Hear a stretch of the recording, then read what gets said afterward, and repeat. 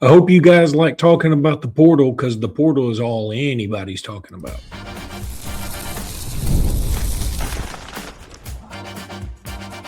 You are Locked On Bama, your daily podcast on the Alabama Crimson Tide, part of the Locked On Podcast Network, your team every day. Hey, everybody, welcome back into Locked On Bama, AHSA Radio Network's Luke Robinson, that's me. Alabama internet legend Jimmy Stein, that's him. Want to thank you every day for watching every day because you have made Locked On the #1 sports podcast network there is ever, anywhere. And we appreciate you guys so much. I'm going to tell you how to join that Everydayer Club pretty soon, too, so we want you to do that.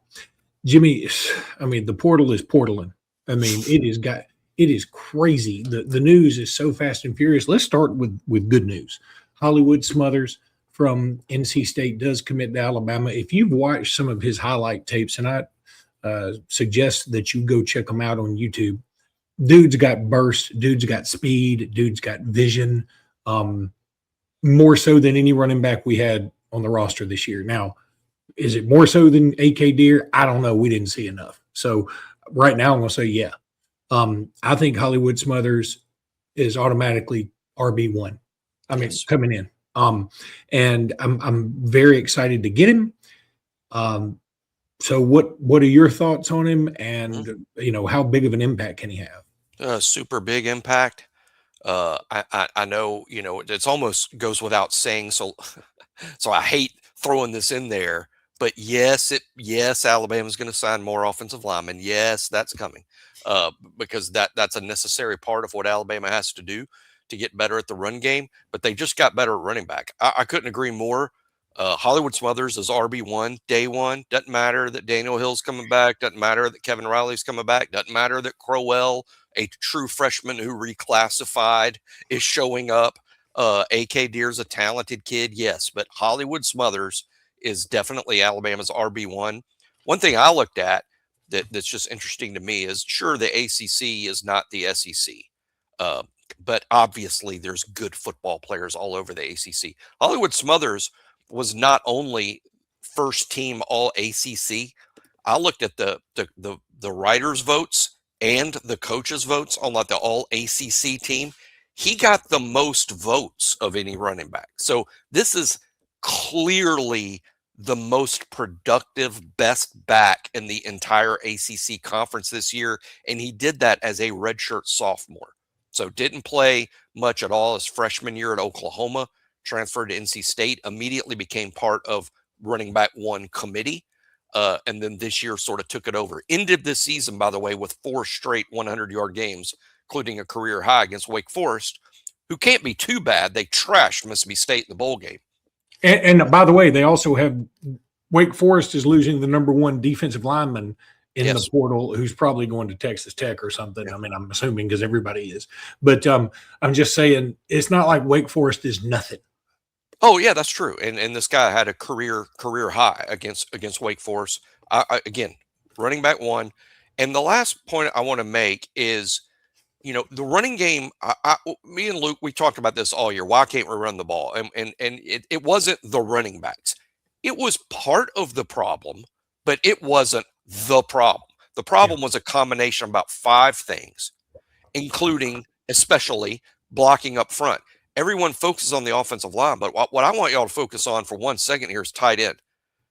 Josh Ford, who they've also bought in, that's the first guy they bought in from the transfer portal, is a 265-pound experienced starting tight end. They just went from a 235-pound pass receiving tight end to a 265-pound third tackle at tight end. And then they get Hollywood Smothers. This is the coaching staff doing exactly what all of us have demanded, and that's address the run game.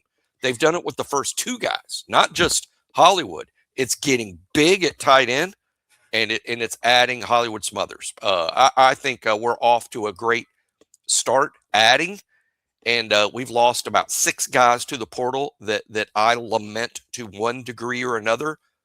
Let's add up. Do they end up with 6 or more impactful guys from the portal? They've already got 2. This isn't 1, 2.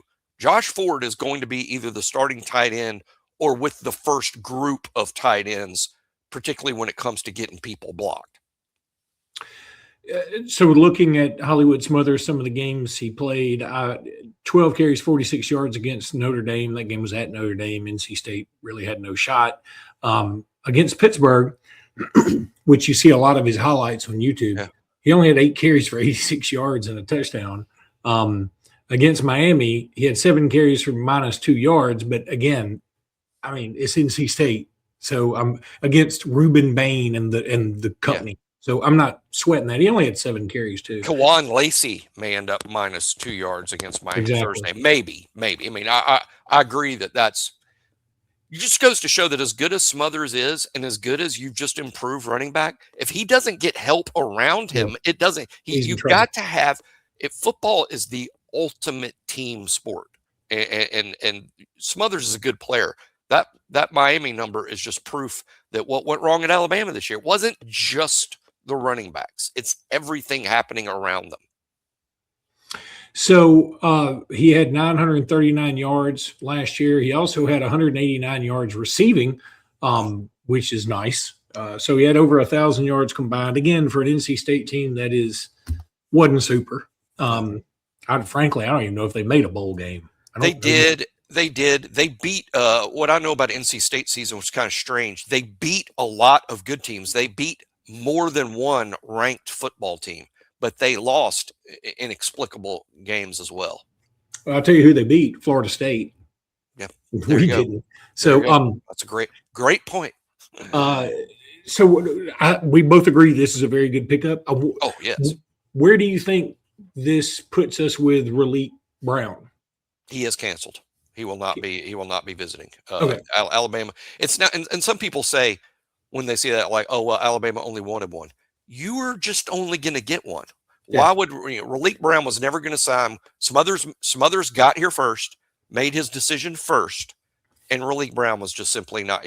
He's looking to be the guy or the main guy, and that position is now spoken for. So Raleek Brown is not visiting Alabama per Tim Watts. Super. I mean, I'm good with it because I don't want to also upset the apple cart. I love having AK Deer. I say I love having him. I'm pumping the brakes on, hey, he's going to be a superstar. I don't know. I do think EJ Crowell will be a superstar. I love the fact that Smothers, I just started next year. I mean, I'm not saying it'll play out this way, and I'm not diminishing Daniel Hill and Kevin Riley, who I think both will be improved because they'll both be 1 year better.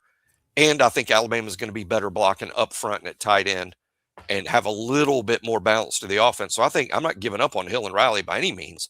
But if you ask me what running backs am I excited about, I mean, I just admit that it's Hollywood Smothers, A.K. Deer, and E.J. Crowell. And I agree. Hopefully Hill and Riley. I think Hill and Riley are both more situational guys to me than the guy. And but hey, their careers are still young as far as I'm concerned, and both will still have opportunities, no doubt. So, who could be next to commit? Do you think in terms of a transfer guy? Yeah, I'll name like three. Three that Caleb Woodson, who we've talked about here, really from about the time the portal opened. He's the inside linebacker from Virginia Tech. He's not going to create headlines, but he's exactly what they're looking for at inside linebacker. They wanted an older, experienced leader type guy to go with the young talent they're excited about. They're excited about Caden Jones. They're excited about QB Reese. They're excited about Luke Metz. But there had to be at least one guy that's coming in with starting experience who could lead the room. And this guy, Caleb Woodson, was voted team captain by his teammates after his true sophomore year. He's also 6'3", 230. They need more size there. He's bringing that. So that would be a big deal today. Two other potential commitments today. Jimothy Lewis, the tackle from Mississippi State. I see him a little bit more as a depth guy than a day one starter. They need day one starters. Jimothy Lewis will have an opportunity to be that day one starter. I'm not comparing him specifically as a player, but I think this is a little like the Geno Vandermark situation from a couple years ago, where you're bringing him in because he's got some experience. He can start, is he going to be one of your frontline guys? We would have to see that. That's to be determined. But he could commit today. The punter from North Alabama is one to watch. Watford is his name. Unclear as to what level of interest Alabama has, but there's also a lot of rumors this could be happening. One thing I find interesting about him, I think when he commits, Alabama fans are going to rejoice because punting wasn't great this year. It started out real questionable and then was actually really good in the middle of the year, and then it really tapered off at the end. It got bad. And it got bad at the very end. It did. And I think Alabama fans will rejoice. And I'll be excited to add this guy too, to at least give Alex Asparuhoff some competition. He's the freshman that redshirted that I think is probably going to end up the punter. But this senior from North Alabama, people get excited. I just find this number interesting. He averaged 46.6 yards per punt, which is, I think, led all of the FCS or something, which is a great number. It's also the exact number Blake Dowd had in his last year at the Colorado School of Mines. The exact number. Now, that's in Colorado, light air. They may have been pretend yards. Even lower football. Well, yeah, well, in the box. In the box. There's no air. There's no air in the box, so the ball goes for. Well, and also, if he was at the Colorado School of Mines, he was. I mean, the high altitude. If you don't average 46 yards a punt, I mean, what are you doing? I'm sure that's a factor. I'm just saying it. I don't say it because he's no better than Dowd. I'm just saying, to me, it's just kind of funny. Is like, he averaged 46.6 yards a punt. This guy's going to be great. And well, the last guy did. And y'all, and he didn't prove to be great. Though I think Blake Dowd again he had a couple of really good games. He had a little stretch there where he was good, but he just couldn't maintain it. And that's the difference between good and great. Good shows flashes. Great is good every single week. Yeah. And, they hopefully, in my opinion, they should be playing for a new special teams coach, because one of the weakest aspects of Alabama this year was the special teams. There's no doubt. You know what? I'm going to talk a lot of rocket money today. And if I can ever find the thing that goes with it, and there it is right here. I don't know why it took me so long, because it's right there. Rocket money is so easy to love. There's no doubt about that. Let's be real. Managing your finances can feel overwhelming. Between subscriptions you forgot, bills that keep going up, and trying to figure out where all your money is actually going each month, it's easy to feel like you're losing control. And who has time to track every transaction or hunt down hidden fees? Nobody does that. That's where Rocket Money comes in, the personal finance app that helps you take control. It finds and cancels unwanted subscriptions, monitors your spending, and helps lower your bills so you can grow your savings. If you're subscribed to Jimmy Stein's OnlyFans page, you can cancel it through Rocket Money. I love how it tracks all my subscriptions and lets me cancel them right in the app with just a few steps. No more hunting down customer service numbers. Let Rocket Money help you reach your financial goals faster. Join it. RocketMoney.com/lockedon.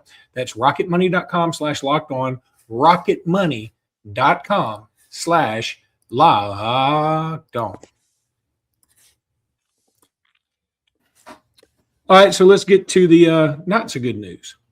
Well, one more piece of good news. Rico Scott is out of the transfer portal. And you know what, Jimmy? This is where I'm going to pat us on the back. When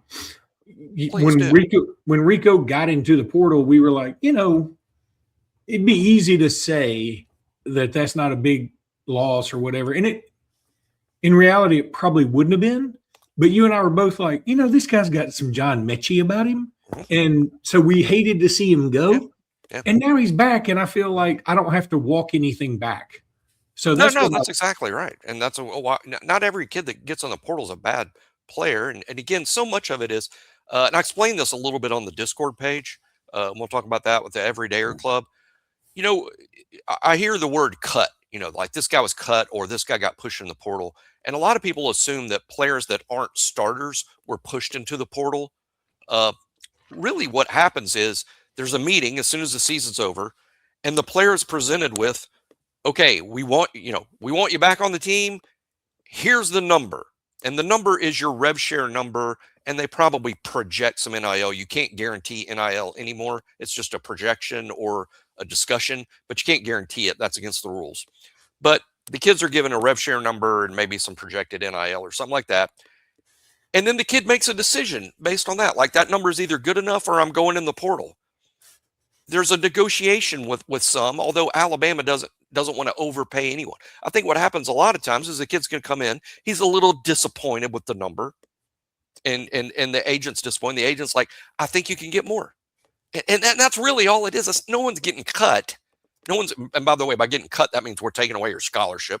By the way, that's an NCAA rules violation. Not a lot of people know that, but that's true. You can't just take away someone's scholarship based on performance. You can only really do it for discipline and academics. But what you do to, in effect, cut people is they're not happy with the rev share number and that they're expecting. And that's kind of all that there is. It's not, Alabama didn't think Rico was very good and didn't care that he went in the portal. It was just, maybe there was a little difficulty in reaching a number that both parties are satisfied with. That's some speculation on my part, but that's what makes the most sense here. And I'm happy to have him back. I mean, we need the depth. He'll be a first team. He'll be a first team. There's starters and then there's first team rotational guys. Right now, it's easy to say the three starters are Ryan Williams and Isaiah Horton outside and Lottie Brooks in the slot. Those won't be the only three that play. I think Rico Scott is probably next man up, which means he plays a lot. The other two candidates would be Derek Meadows and Ced Morgan. I think Meadows and Morgan play, and I think they play. I think all six of those guys play quite a bit. But Rico, you could argue he's next man up after the three starters, with no firm decision yet from Zay Horton about staying or entering the NFL draft. And if that's the case, then bump up Rico a spot. And, I mean, not that I think it's going to happen. Cam Coleman's still out there. Yes. I mean, will he visit?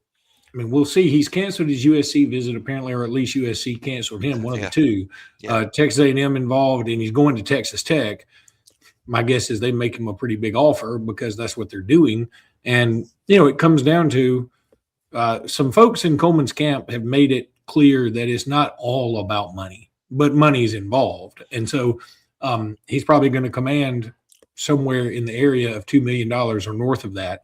And will Alabama pay that for another receiver? They already play in Hollywood a lot of money, not Smothers, the other one. So Brooks and Zay Horton aren't cheap either. Exactly. And they shouldn't be. Mm-hmm. No. So I think all that, and apparently Cam Coleman is smartly, per his people, looking at the quarterback situation. He wants to play for a good quarterback. But those Texas schools, he's got Manning at Texas, he's got Marcel Reed at A&M, now Brendan Sorsby at Texas Tech. And for those who haven't seen a lot of Brendan Sorsby, that guy's really good. He's come from Cincinnati. I think Texas Tech, he may prove to be a really good NFL prospect. Yeah. So some bad news, Qua Russo in the portal. Now, I mean, this seems like he doesn't want to be on the inside type move. I don't know. It may be he wants to find out what his worth is. Do you think there's any opportunity or chance he may come back? I do think there's a chance. I think there's a better chance with Keon Keeley. Qua, it's not so much moved inside, so much of it's just being passed by Yanze Pierre. He doesn't, he wants to be the guy. Feels like he can be the guy. At Alabama, he's going to have to share the spot with Yanze. It's one position. Alabama plays one outside linebacker. You got a Bandit who's really a defensive lineman and Wolf.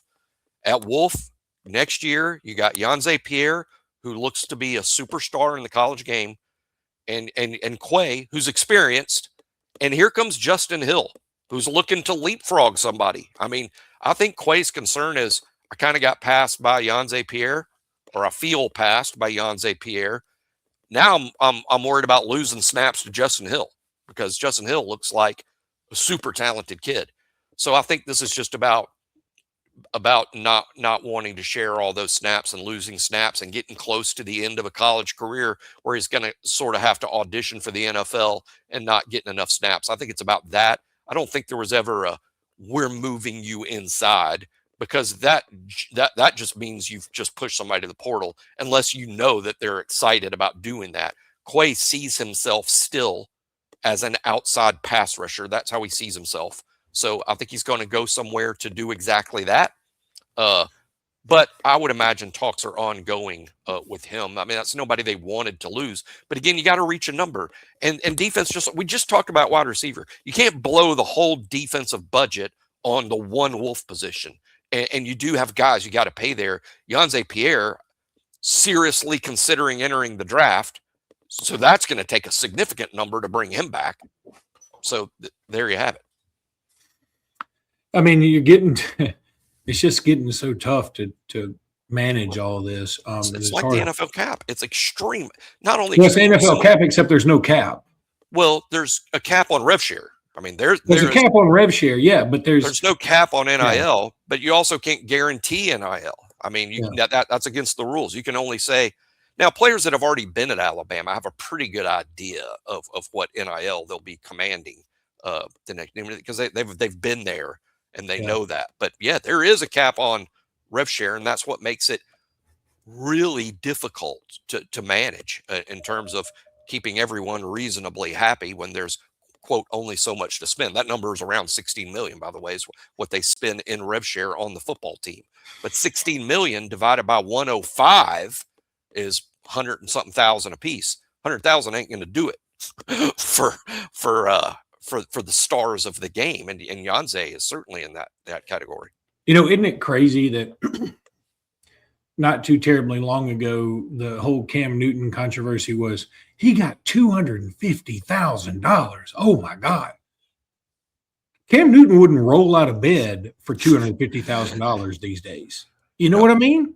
No, I mean, established quarterbacks are in the $1 million range, certainly with rev share and NIL combined.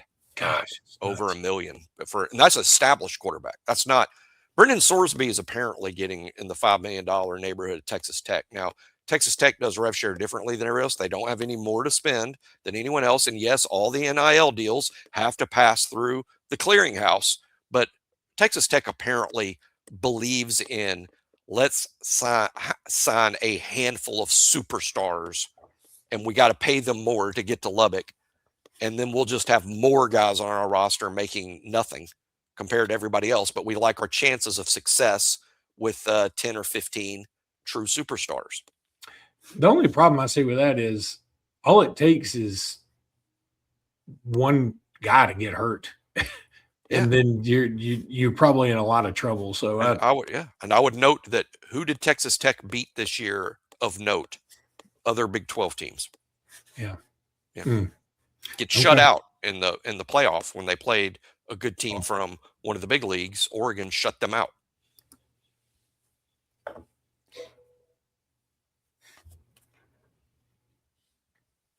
I want to talk now about some of the guys that are in the portal from various schools that have committed other places that are just interesting. Jalen Mbakwe has committed to Georgia Tech, where he is going to be a defensive back, which makes my brain hurt.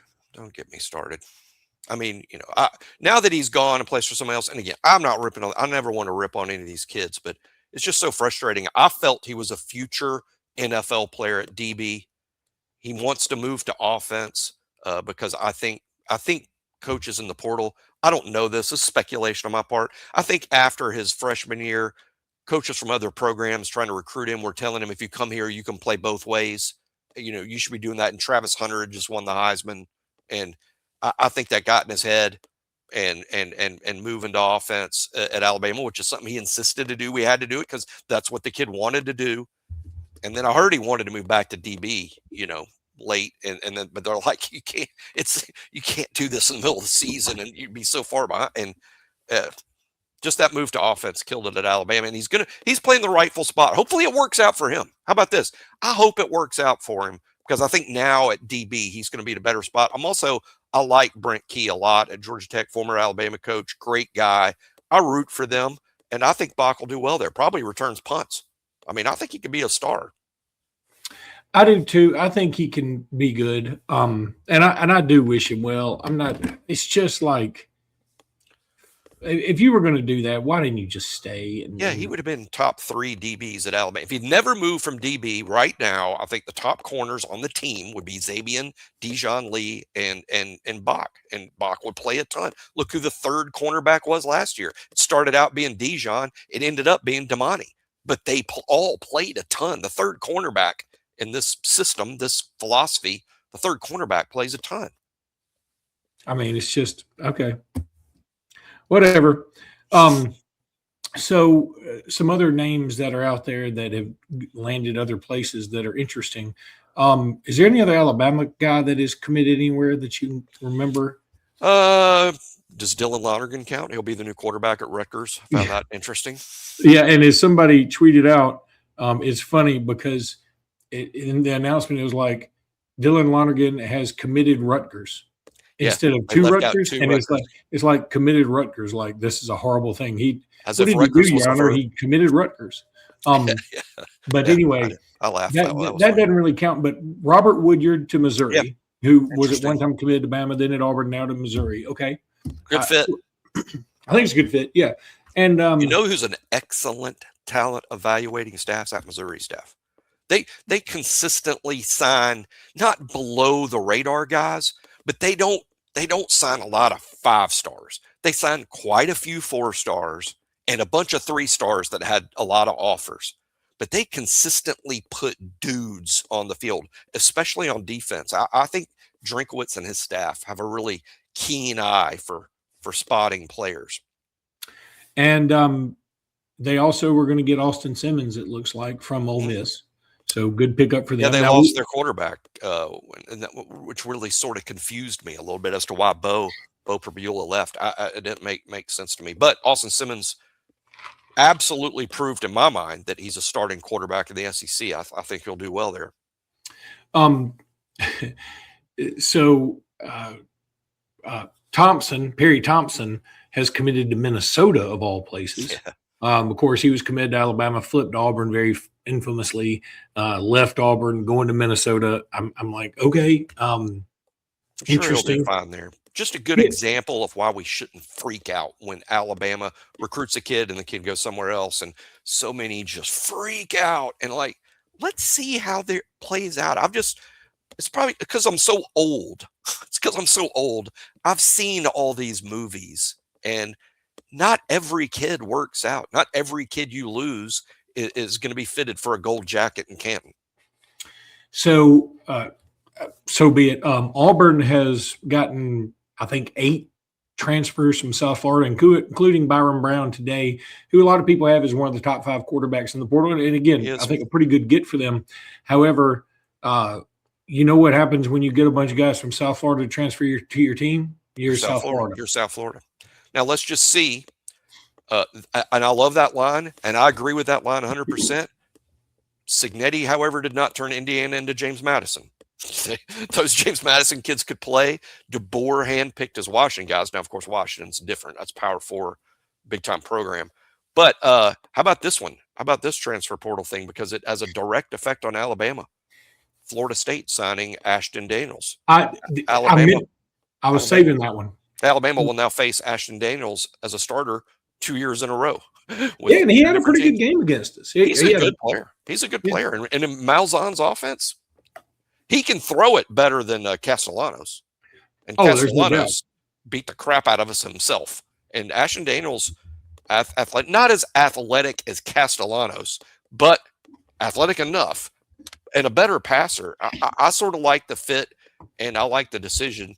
It looked like DJ Lagway may end up there too, which that did concern me a little more. I mean, not that DJ Lagway is the second coming that everybody thought he was, but I think he is incredibly talented, and I think he could have given us some fits.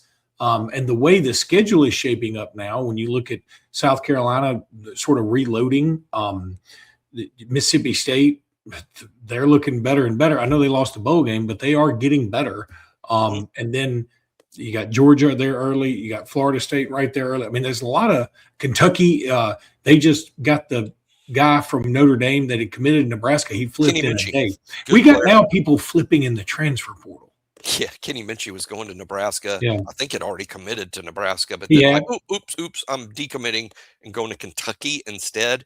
Will Stein really raising their profile in the portal, meaning that Kentucky has been involved with a lot of big names, and landing Kenny Minchie is a pretty big deal. He wasn't a starter at Notre Dame, but he was neck and neck with CJ Carr in that battle at Notre Dame.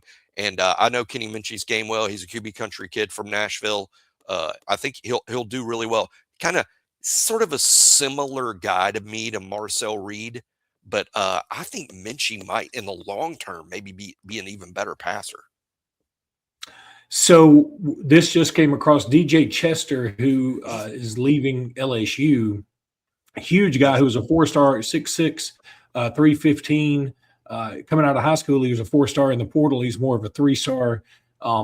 He is going to visit Alabama. He's made 14 career starts at LSU. He's going to visit Alabama on this Thursday. So, again, the portal just keeps making moves left and right. I know his game a little bit. He's from Atlanta, I believe. I remember. I think he might even be a Buford kid, but I think he's from somewhere in Atlanta. Part-time starter, depth guy. I believe he has experience. He might be one of these guys, Luke, that has experience at center, guard, and tackle. On the one hand, it'd be a big deal getting a starter from LSU. On the other hand, just to be devil's advocate, I would say LSU had just as much trouble on the offensive line as Alabama did this past year or more. And just because he was a starter at LSU doesn't necessarily mean that he's fantastic in the sense that LSU had struggled. But I do think the more talented, experienced guys you can add, the better, especially one with positional versatility. Yeah, there's no doubt. So, and then, of course, there's Jacarius Peak is still out there, NC State. Tim Watts was talking to somebody about it, and there's been communication, no visit set up as of this recording. But according to Tim Watts over at BOL, somebody said, well, would Hollywood Smothers being at Alabama help now? And he said, well, it dang sure won't hurt. Yeah, so I'm sure that's a help. The problem with Pete is, believe it or not, and my read on this, and again, y'all can read what Tim Watts wrote on BOL. My read on this is he's going to be really pricey, but this is a guy they will again, Alabama. It's not that Alabama doesn't pay top dollar. They're just careful about who, because it's the evaluation. Like, they don't want to overpay. This kid might literally be among the best left tackles in college football next season and would be worth the giant chunk of rev share it might take. So I think this is the guy they would pay. But on the other hand, he's going to be hard to sign because everyone else sees him as a high value guy too. This is one of the absolute best players in the transfer portal. But Alabama, I expect them to be involved, or at least trying to get the kid to campus. All right, that's going to do it for this episode of Locked On Bama. We'll catch you next time. Until then, roll tide, everybody. Roll tide.